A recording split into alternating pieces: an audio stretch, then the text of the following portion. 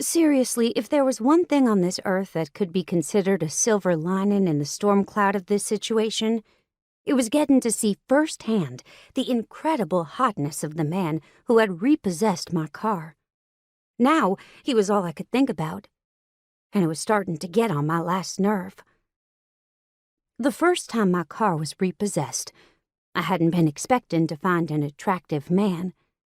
I expected some nasty old fat dude with a balding head and a half-finished cigar hanging out of his mouth.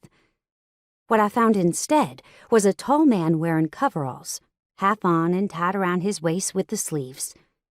His broad back was covered with a tight, red t-shirt that had grass on the back.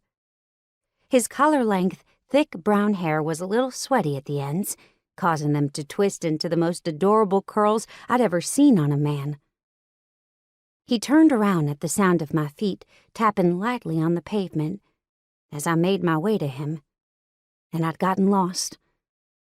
He'd been muscular from the back, but from the front, with the way his tight t-shirt hugged his toned body, I could tell that he was no slacker in the work department.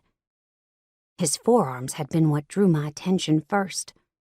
In my old life, I'd been a phlebotomist. The bigger and juicier the veins, the more appealing a man became.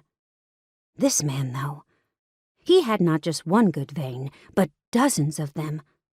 By the time I'd been able to peel my eyes away from those muscular forearms, I stalled again on his tattooed to the elbows biceps.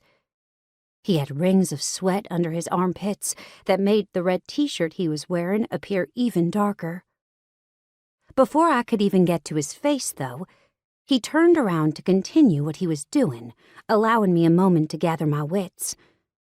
Once I got myself together, I proceeded to beg him not to take my car because not only did it have all my clothes in it that I had planned to take to the laundromat that evening, but it also had my next week's worth of groceries, sans the cold stuff that Francine had allowed me to store in the industrial fridge at the taco shop. He ignored me.